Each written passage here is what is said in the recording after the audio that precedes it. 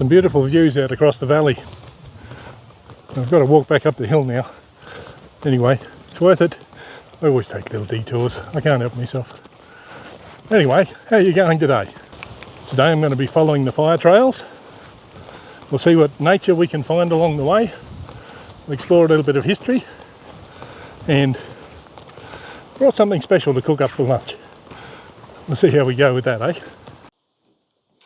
Now these logs are very curious to me. There were some tall straight timbers. It's too hard for me to tell now what they would have been. They've sat here a long time. There's no identifying marks now. As you can see, they're quite weathered and worn. They've seen some fires come through. Long after they were cut, I would imagine. But why didn't anybody use these for something? They're great big timbers. Back in the day, they would have been used for poles, building sheds, fence posts. Very good timber. Strange that it was never used. Just cut down and dropped there. And somebody's lost their spotlight. How long ago? I don't know. A long time ago, I reckon. And all around the animal trap are these beautiful banksia trees, flowering their heads off. Look at the gorgeous things. Look at this one. It's an absolute cracker. Now I don't know how old that is, but it looks very old to me. An old metal bucket. It's riveted together. Would that relate back to some mining? I have no idea. I've been walking for about an hour and a half. I've climbed up some steep hills. Not much talking while I was climbing, too much huffing and puffing. So, time for a little break. Some of Jane's Anzac biscuits. A nice cup of coffee. I often forget to take breaks when I'm walking in the bush. I get excited, I'm having a good time, I'm enjoying myself, and the time goes past and I don't notice. And hours go by, I haven't eaten and drank anything much. And then I get a bit of an energy crash, and then it's really hard to get it back. So I'm trying these days to pace myself a bit more and to eat and drink a little bit more often and stop and rest a bit more often, even before I feel like I need it. And that way I'll keep my stamina up a bit so I don't have the big crash at the end of the day when everything turns into a hard slog. So what about you? When you're out walking, what's your strategy? Is it pace yourself and have plenty of breaks? Or do you just go and get there and then have a big rest at the end? We get a beautiful look out across the valley here. Bit of a shame the power lines are in the way. But still, I don't complain when I go home and turn the electricity on. So I better not complain too much. Some quite steep sections of path here. I did all this in reverse last time. And it was quite a hot day and very humid in summer. When I was trying to slog my way up these hills, it was the hottest part of the day. There goes the kangaroo. Just before I really started this channel, and I wasn't walking as much then, I wasn't in great condition, and it was an absolute slog trying to get up these hills. Wasn't even carrying a heavy pack that day, but it was quite challenging for me, and I was getting quite a bit of heat stress on by the time I got to the top of the hill. I actually missed my turning and walked probably a kilometre too far the wrong way before I realised and turned around. But that's just the nature of what happens when you get in a bit of distress in the bush. We're down in a little gully now and it feels cool after walking along the exposed ridge. Quite enjoying this walk today. It feels really good to get out into nature. I haven't been able to do that anywhere near as much as I want the last few months, and just feels great. Step outside and forget about the world for a while, eh? Now I haven't seen that before. They're huge massive caterpillars on the ground. I wonder what brought them there. I wonder where they're going. If you know something about caterpillars like that, please leave me a comment below. I would love to know more.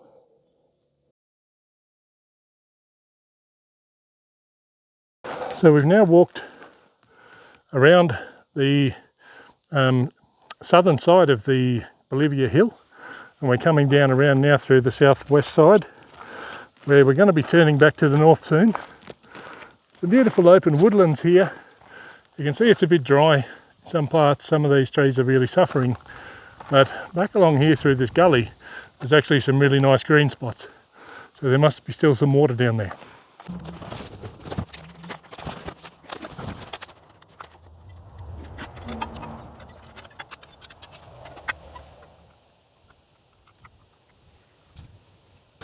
We're going to cook up a bit of lunch today. I brought some gear with me. I'm going to make up a bit of an old favourite, bangers and mash. Now it's going to be a pretty simple dish because we're in the bush. I didn't want to fluff around too much, but we'll see how it goes. Hopefully it works out nicely. So I brought some Deb instant mashed potato. It's the smallest packet I could buy. It's a bit more than I really want for today. Picked up a few sausages. Again, it's more than I'm going to eat today by myself, but then a little bit of gravy to go on top. So that's going to be my lunch. What do you reckon? So first I'm going to boil the water. Once that's hot, we'll mix up some of this mashed potato and let that one rehydrate. And then while that's doing its thing, I'll put a couple of sausages on to cook, and then we'll heat up the gravy at the end. See how it works out, eh? I'm looking forward to it. Now it's nice to sit down and take the heavy backpack off, and my backpack only weighs about 14 kilos today, just a training weight, a little bit lighter. I mean, it's probably about what I could get away with for an overnight hike if I didn't want to take too much stuff, but it's about as light as I can get it. I've been reading about a Welsh swagman who walked all around Victoria lately, and he did this in the 1860s, 70s and 80s, and he started that walk in his 50s. Talk about a midlife crisis. He upped and left Wales, where he left a successful farm and his family, and came to Australia by himself, and he walked around Australia or around Victoria and worked his way around through all the different farming jobs, through gold mining, through timber cutting, through all of the basic industries that were in the bush during that period. He did this in his 50s, his 60s and his 70s, where he finally returned home in his 70s and died at the age of 80. Now this guy humped his swag all around Victoria through the last part of his life, and the swag, he mentions in multiple occasions, weighed in at around 90 pounds. For those of you that prefer metric, like me, 90 pounds is 40 kilos in a bit more modern terms. So carrying 40 kilos in your 50s, 60s and 70s for up to 26 miles a day, which is around 40 kilometres, and in temperatures of up to 115, 120 degrees Fahrenheit, which is well into the 40s Celsius. Now I don't know about you, but I would be flat out carrying a 15, 16 kilo pack for 25 kilometres, let alone 25 miles in the heat. But to carry 40 for 40 kilometres, hat goes off to that bloke. It's way too hot. Way too hot.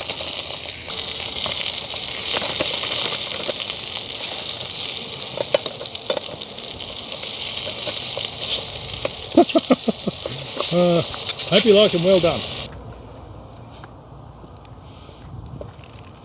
Now, how do you carry a sharp knife in the bush? Well, I've got a little bit of foam packaging here that I use just to make a little sheath for it. And that's safe now. I can grab that, I can do anything I want. That's the easy way I carry a sharp knife in the bush.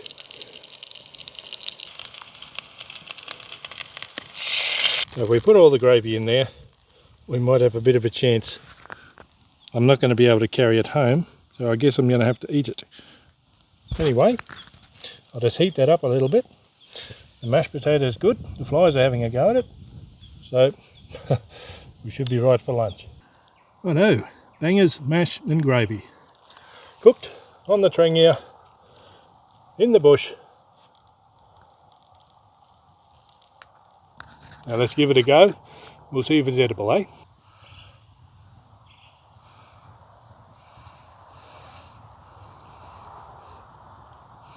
And that feels like a meal that I've earned.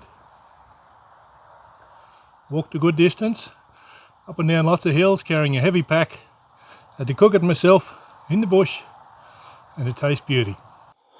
Well, that was lunch. Thank you very much, rocks. You've been pretty good to me. Who would have thought? 200 million years ago, when you were being uplifted in a major seismic event, that I would come along here and cook sausages on top of you. Yeah. After 4.2 billion years of living in a molten state, far deep down underneath the Earth's crust. It's a funny old world, isn't it? Now this looks an awful lot like an old railway sleeper. It's been used as a fence post strainer. You can see that they've cut a section out, and the pieces on the ground that used to sit in there, that used to brace this post so it didn't fall over. This was one end of it, and there's another one laying over in the grass here, which would have been the other side. This would have been a gate. Or part of this old fence. It's all gone now. I can tell you just by the thickness of this wire that it's a very old fence. This wire is very thick, very heavy. It would have been very difficult to work with. We can walk along this stretch of the track, and you can see that the lines are missing in this exact moment. There's still some of the old infrastructure left. So what was this railway line? Who used it? Why is it even here? Well, those are interesting questions. In the late 1700s, in Australia, the main place of interest is what we now call Sydney. And Sydney was a good harbour, had good shipping, and was a direct connection back to Europe. However, the rest of Australia was not connected in any way. So by the mid-1800s, free settlers were pouring into Australia. The convict system was shut down, and it became a country of free settlers. The gold rushes started happening around the 1850s, 1860s, through to the 1900s. And so all of a sudden, you had people everywhere and no infrastructure to reach them. First came some dodgy old roads that didn't do a whole lot. They were long, arduous journeys on bullock drays or horse and cart. And from this region, it would take 10 weeks to go back down the coast to Newcastle or Sydney, a 10-week round trip for supplies, which is phenomenal. So we needed to build some railway lines. And in New South Wales, everything leads back to Sydney. Sydney being considered the most important part of the colony in New South Wales in those days. So everything went back to Sydney. So they built a great south line, a great west line, and a great north line. And this is the Great North Line. An old shovel. Now, how old is the shovel? I don't know. Pretty old. So they started building these train lines south, west and north. And it took a long time. Australia's not an easy place to build train lines. So it was the 1880s by the time they reached this area. And they had to build up some good sections of this. They also had to cut out some steep cuttings to cross over the mountains in this particular mountain pass. So all of this rock is actually dug out of some of the cuttings from further along. Some stretches of the track were hand dug, but this particular stretch of the track, I believe, was blasted with dynamite. And you see this big old burnt post?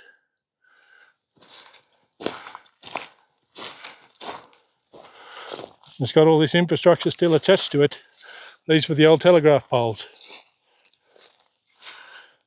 So this line was in use from 1886 right through until the 1980s.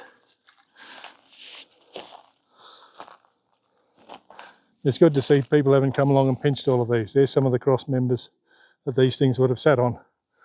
This telegraph line would have been, apart from mail, which went in coaches and then on trains, would have been the only real instant communication methodology that they had from the late 1800s, realistically until the 1950s, when phones sort of started becoming a bit more widespread. Let's see, what can we read here? BHP.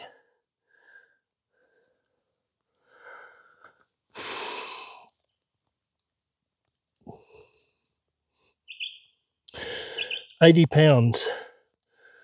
So that number of £80 tells us that this was a medium to heavy gauge railway. £80 of steel per yard. I don't know what it is. It's got a bung in it. Would it be a tank? A sump? There's a bung in that end. I think this is a sump. Now I can't help but show you this. Look at this tree here. It's grown upright at some point, then it's fallen over and it's laid down on this side, where you can see it's all rotted out. That's been laying on the ground. This hollow here is where it was laying. Then, as it laid there, it's grown two more trunks. One, two, and this was probably a third one, and that one was a fourth one, pointing out in another way. So, this tree has grown and grown and grown. It's finally fallen. It's finally dead. But have a look at this. There's still something there, and it's coming back. So if you want to think about perseverance and resilience, this tree here is a perfect example of it. I hope I can be 1/1,000,000th as persevering as that tree. So we're pretty much due west now of Bolivia Hill. We've walked 3/4 of the way around it, and probably another 2 kilometres or so back to the car. So it's been a good walk. I have to say, I expected to fairly suffer after eating all that much lunch. While I did sit there for half an hour to give myself a chance, it actually hasn't been too bad. So apparently mashed potato and sausages are good hiking food. There's a lesson in that for everyone, eh? So how's that for a big old tree, eh? How many hundreds of years do you think it grew for? I would very much wager this was already a fairly big tree when the first Europeans came through this area a couple hundred years ago, nearly. Anyway, I'm going to move on from the tree. I'm nearly finished my walk today. But I did want to say one more thing. Just thank you. Thank you for your support. Thank you for watching the video. I try my best. I try to keep these things interesting. I know I do waffle a bit. But anyway, I come in here to look at stuff, not just to whiz along. But thank you very much. I appreciate your support. And I'll see you on the next one, eh? Thank you. Bye-bye.